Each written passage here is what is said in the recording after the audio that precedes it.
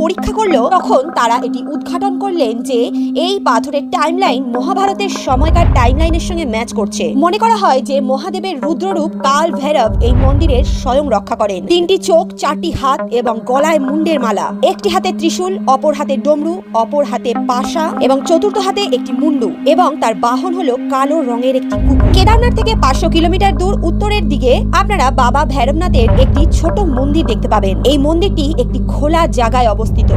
এর চারপাশে না কোনো দেওয়াল আছে, না কোনো ছাদ আছে, কিন্তু আশ্চর্যভাবে এটা বলা হয় যে বাবা ভৈরবনাথের দর্শন না করলে কেদারনাথের যাত্রা পূরণ হয় না। কিন্তু যখন এক্সট্রিম ওয়েদার কন্ডিশনের জন্য বছরের 6 মাস কেদারনাথ মন্দির এবং তার আশপাশের এরিয়াস যখন বন্ধ থাকে, ঠিক সেই সময় মন্দিরের পূজারীরাও এখানে এসে মন্দিরের দেখভাল করতে পারেন না।